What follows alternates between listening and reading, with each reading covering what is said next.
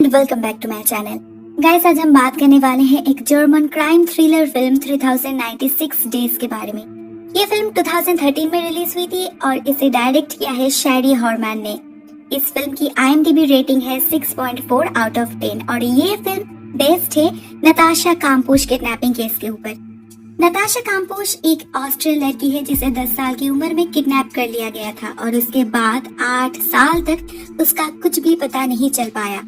इन 8 सालों में उसके साथ क्या हुआ और क्या वो लास्ट तक सरवाइव कर पाई, यही इस फिल्म की स्टोरी है। पहले हम इस फिल्म की कहानी जान लेंगे और उसके बाद हम नताशा की जीवन की सच्ची कहानी को जानेंगे। फिल्म के स्टार्टिंग में ही हम 10 साल के नताशा को देखते हैं अपने पिता के साथ एक बार में। नताशा की पेरेंट्स एक दूसरे से अलग रहते हैं, तो नताशा कुछ समय अपने पिता के पास रहती है और बाकी समय अपने माँ के पास। उस रात मिस्टर काम्पुश कुछ ज्यादा ही बिजी हो गए थे अपने दोस्तों के साथ, इसीलिए नताशा को अपने माँ के पास ड्रॉप करने में उन्होंने लेट कर दिया। तो नेचुरली नेक्स्ट डे नताशा ठीक समय नींद से जाग नहीं पाई और वैसे भी उसकी माँ काफी गुस्से में थी। एक 10 साल की बच्ची को कौन ले जाता है बाढ़ में, और अभी नताशा इतने देर तक सो रही है। वो कब नताशा को स्कूल के लिए रेडी करेंगे, कब उसे स्कूल ड्रॉप करेंगे और कब वो खुद ऑफिस जाएंगे।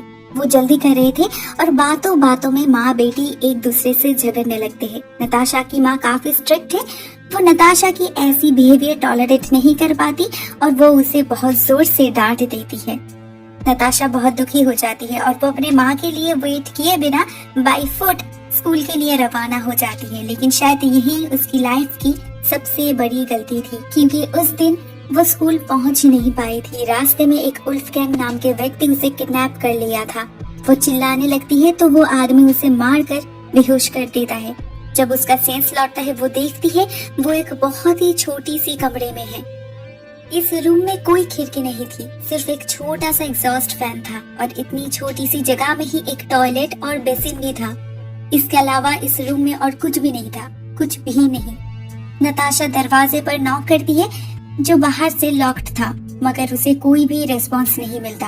वो रोने लगती है, चिल्लाती है, लेकिन शायद उसकी आवाज बाहर तक पहुंच ही नहीं रही थी। ऐसे ही कुछ घंटे बीत जाते हैं और पॉसिबली रात के समय वुल्फगैंग एक मैट्रेस और खाना लेकर आता है। नताशा काफी डरी हुई थी तो वो कुछ नहीं कहती, वो चुपचाप वो खाना खा लेती है और वो आदमी भी बिल्कुल चुप रहता है। खाना खत्म होने के बाद वो आदमी प्लेट लेकर वहाँ से निकल जाता है और नताशा भी बहुत टायर्ड हो चुकी थी तो वो भी सो जाती है और बस यही उनका रूटीन बन जाता है। हर रोज वुल्फगैंग उसके लिए लंच और डिनर लेकर आता था, उसी बेसिन में उसका हेयर वॉश कर देता था, बेड टाइम स्टोरी सुनाता था और गुड नाइट किस देकर वहाँ से निकल जाता था। देखते देखते 4 महीने बीत गए और अभी नताशा भी उससे बात करने लगी थी। वो वुल्फगैंग को एक लेटर भी देती है जो उसने अपने माँ के लिए लिखी थी और वो उसे पोस्ट करने के लिए कहती है। लेकिन वुल्फगैंग उसे बार बार यही कहता है, तुम्हारे परिवार को तुम्हारी कोई जरूरत नहीं है, कोई तुम्हें याद नहीं करते, नहीं तो वो लोग जरूर रैंसम पे करते। लेकिन सच्चाई तो ये है, उसने किसी से कोई भी रैंसम अमाउंट डिमांड किया ही नहीं था। नताशा को लेकर उसकी माँ, उसके पिता, सभी लोग बहुत ही ज्यादा परेशान थे और ये न्यूज मीडिया में भी आई थी। टीवी, रेडियो, न्यूज़पेपर्स, हर जगह इस केस को इम्पोर्टेंस दिया गया था। पुलिस भी बहुत कोशिश कर रहे थे लेकिन उन्हें कोई भी ट्रेस नहीं मिल रहा था। लेकिन अचानक एक दिन एक ब्रेक थ्रू मिलता है। नताशा जिस दिन किडनैप्ड हुई थी, पता चलता है उस दिन इस इंसिडेंट को एक लड़की ने, उसी स्कूल के एक स्टूडेंट ने विटनेस की थी। अनफॉर्चुनेटली उसने उस आदमी को तो नहीं देख पाया, बट फॉर्चुनेटली उसे इतना याद है ये किडनैपिंग किसी व्हाइट वैन से हुआ था। ये बात पता चलने पर पुलिस इस शहर में जितने भी व्हाइट वैन्स थे सभी ओनर्स को इंटरोगेट करते हैं और इसमें से वुल्फगैंग भी एक है। लेकिन जिस दिन पुलिस उसे इंटरोगेट करने आए थे वो इतने अच्छे से उनसे बिहेव की, उनसे बात की, उन्हें कहा वो उस दिन सुबह घर में ही थे। पुलिस उसकी बात मानने पर मजबूर हो जाते हैं। पुलिस उसकी गाड़ी भी चेक करते हैं लेकिन उन्हें कुछ भी नहीं मिलता वहाँ पर। मतलब फिर से एक बार सब कुछ डेड एंड तक पहुँच चुकी थी। ऐसे ही कुछ महीने और बीत गए और इतने दिनों में वुल्फगैंग उस रूम में एक टेबल, 2 चेयर्स, एक घड़ी और एक स्पीकर लाया था और इस स्पीकर से वुल्फगैंग उसे हर रोज हर वक्त एक ही बात सिखाता था कि नताशा की भलाई इसी में है, वो एक अच्छी बच्ची की तरह उसकी हर बात मान ले और यहाँ से भागने की कोशिश करना बंद कर दे। नताशा भी धीरे धीरे इस जीवन से यूज्ड होने लगी थी। वुल्फगैंग उसे बहुत सारे किताब से वो हर रोज पढ़ती थी और ऐसे ही देखते देखते 4 साल बीत गए। अब नताशा एक टीनेजर बन चुकी थी, लेकिन उसकी ग्रोथ बहुत ही कम हुई थी, क्योंकि इतने सालों में बहुत दिन ऐसे भी थे जिस दिन उसे खाने में कुछ भी नहीं मिलता था। जब उसे यहाँ पर लाया गया था, शी वॉज क्वाइट चबी, लेकिन अभी वो इतनी स्किनी हो चुकी है, देख के ऐसा लगता है ये कोई जिंदा इंसान नहीं, एक स्केलेटन है। अभी भी कभी कभी नताशा काम्पुश केस को लेकर मीडिया में बात होती है, मगर इतने सालों में एक भी हिंट्स नहीं मिले थे, तो पुलिस भी क्या कर सकती थी। लेकिन नताशा की माँ अभी भी होपफुल है, वो अभी भी नताशा के लिए वेट करती है, क्योंकि उन्हें पता है एक दिन नताशा जरूर लौटेगी। उधर नताशा के जीवन में भी कुछ बदलाव आए हैं। अभी वुल्फगैंग उसे कभी कभी उस रूम से बाहर निकालता है। इतने सालों में पहली बार नताशा बाहर की दुनिया देख रही थी, लेकिन खिड़की से। उसे पता चला वो जिस कमरे में रहती है वो असल में इस घर की बेसमेंट के भी नीचे एक हिडन रूम है, और वहाँ से निकलना उसके लिए इम्पॉसिबल है। वो दरवाजा इतना भारी है, वो कभी उसे खोल ही नहीं पाएगी, और वैसे भी वो दरवाजा सिर्फ बाहर से ही खोला जा सकता था। इस घर में उसे कुछ हद तक फ्रीडम तो दिया जा रहा था, मगर उसके प्रति वुल्फगैंग का बर्ताव भी कुछ चेंज होने लगा था इन अ नेगेटिव वे। वो उसे कोई भी टी शर्ट या वेस्ट पहनने से मना करता था। Almost every time Natasha naked ही रहती थी। वुल्फगैंग का कहना था या फिर तो सिर्फ वो ही है, कपड़े पहनने की क्या जरूरत है। यहाँ तक कि नताशा अगर शावर लेने भी जाती थी तब भी उसे बाथरूम का दरवाजा लॉक करने की परमिशन नहीं दी जाती थी। वुल्फगैंग वहाँ भी पहुँच जाता था। पहले तो नताशा उसका ही कपड़ा पहना करती थी, लेकिन बाद में वुल्फगैंग उसे कुछ ड्रेस गिफ्ट किया था, जिसे देखकर नताशा बहुत खुश हो गई थी। लेकिन उसके बाद ही जो होना था वही हुआ। उसने नताशा को अपना हवस का शिकार बनाया। नताशा सब कुछ चुपचाप मान लेती थी, मगर इससे भी वुल्फगैंग का अत्याचार बंद नहीं होता था, और उसकी बाल भी काट दी गई थी।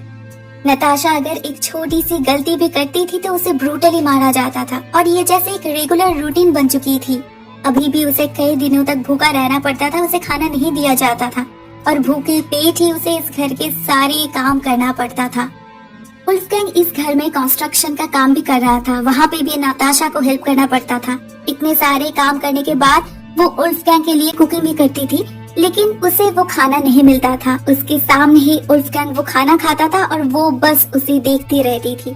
लेकिन एक दिन उसने उस खाने में से कुछ पोर्शन खाने की कोशिश की थी, लेकिन इसके बदले में उसकी इतनी पिटाई की गई थी कि उसने नेक्स्ट टाइम कभी भी ऐसा करने की गलती नहीं की थी।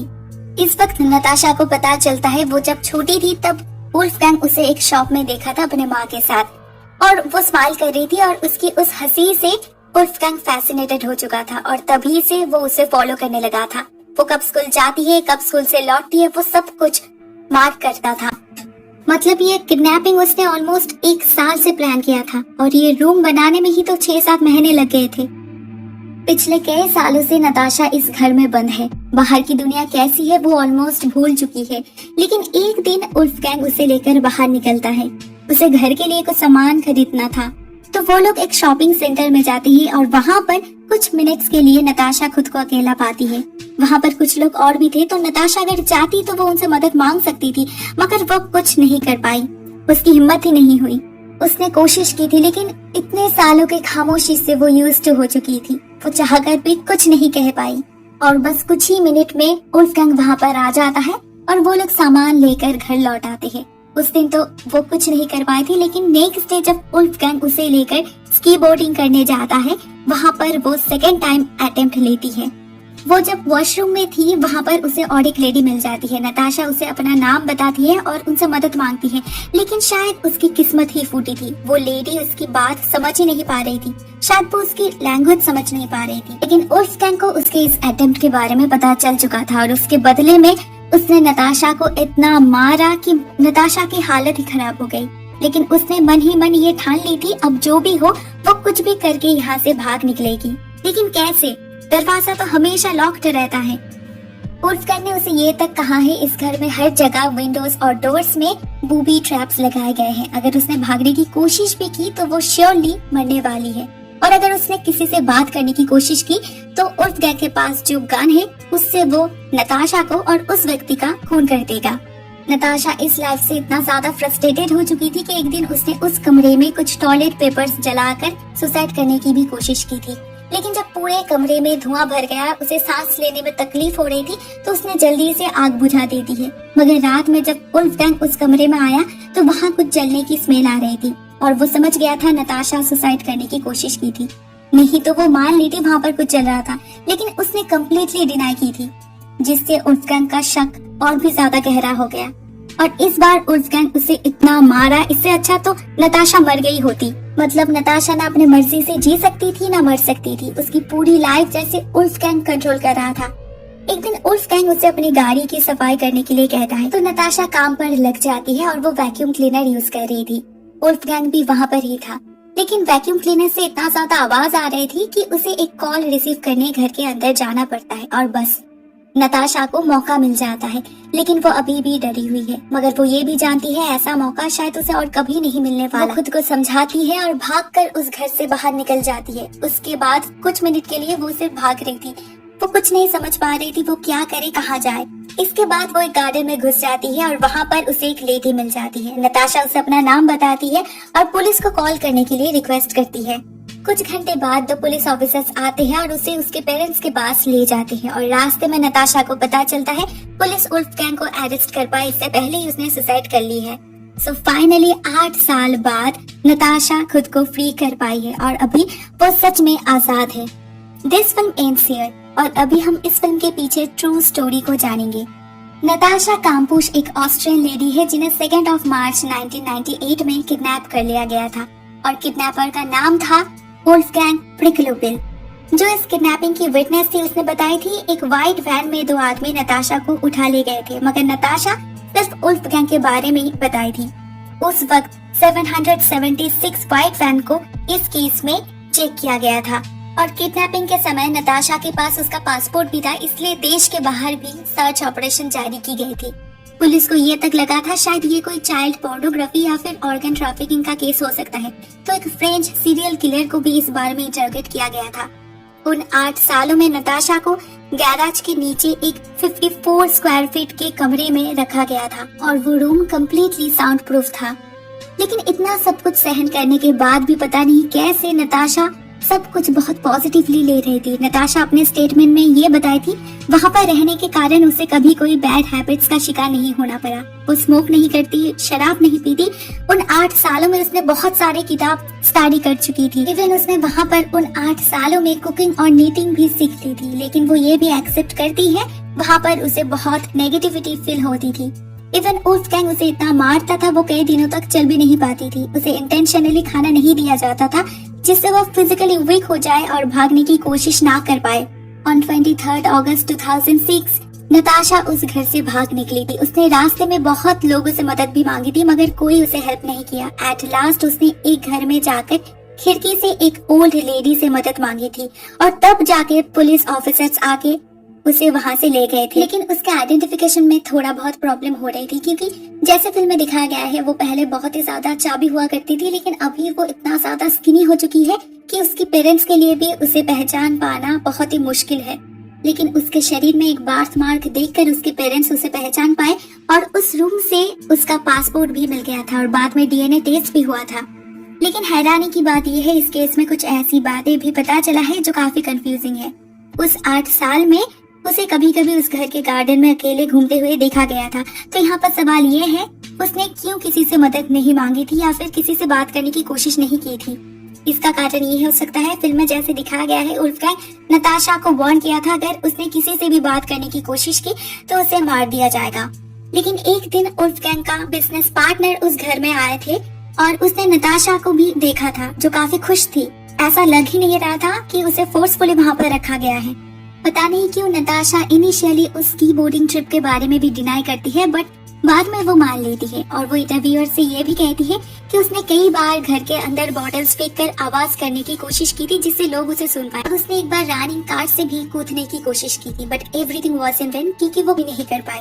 और एक शॉकिंग इन्फॉर्मेशन ये है नताशा को जब पता चला वुल्फगैंग मर चुका है तो वो इतना रो रही थी कि उसे संभाल पाना इम्पॉसिबल हो रहा था। नॉट ओनली दैट उसने मॉर्ग में जाकर उसके लिए एक मोमबत्ती भी जलाई थी। उसके इन बर्ताव को देखकर कुछ साइकोलॉजिस्ट कहने लगे शायद वो स्टॉकहोम सिंड्रोम का शिकार है। दोस्तों, स्टॉकहोम सिंड्रोम एक ऐसी काइंड ऑफ मेंटल इलनेस है, एक ऐसी कंडीशन है जिसमें हॉस्टेजेस अपने कैप्टर्स के प्रति सिंपैथेटिकली फील करने लगते हैं। उनके मन में उन क्रिमिनल्स के प्रति एक पॉजिटिव इमोशन जन्म लेती है। मगर नताशा इस बात से बिल्कुल भी सहमत नहीं थी। उसने खुद कहा है उल्फगैंग एक क्रिमिनल था। वो जो उसके प्रति फील कर रही थी वो इनएक्सप्रेसिबल थी। It was a complex emotional bond. उसे ऐसे ही कुछ अल्फाज में बयां नहीं किया जा सकता। फिल्म में ही हमने देखा था नताशा उसके साथ कभी कभी खुश रहती थी, मगर वो तो सिर्फ दिखावा था। ऐसे हालत में एक इंसान क्या सोच सकते हैं, उनके दिमाग में क्या चल रही है, ये सब सिर्फ उन्हें ही पता होता है। उल्फगैंग के बारे में भी बहुत सारे कंफ्यूजन्स थे। वो ये सब क्यों कर रहा था पता नहीं, वो क्या चाहता था पता नहीं, मगर ये पता है उसने ये सब बहुत सोच समझ के, बहुत प्लानिंग के साथ किया था। वैसे तो उल्फगैंग उस घर में अकेला रहता था, मगर कभी कभी उसकी माँ और नानी आ जाती थी, लेकिन उन्हें भी कभी कुछ भी पता नहीं चला। इन्वेस्टिगेशन में ये भी पता चला है उल्फगैंग कुछ फेक आईडीज बनाने की कोशिश में थे, क्योंकि उन्हें लगा था नताशा और वो किसी दूसरे देश में जाकर एक नई जीवन शुरू कर सकते हैं। तो पता नहीं वो क्या फील कर रहे थे नताशा के प्रति, क्योंकि उनकी बिहेवियर भी काफी कॉम्प्लेक्स थी। इवन उसने नताशा से ये भी कहा था पुलिस उसे कभी भी जिंदा नहीं ढूंढ पाएंगे। फिलहाल नताशा एक खुशहाल जिंदगी बिता रही है, मगर ये इंसिडेंट श्योरली उसे मृत्यु तक याद रहने वाली है। This is the end guys, thank you so much for watching this video.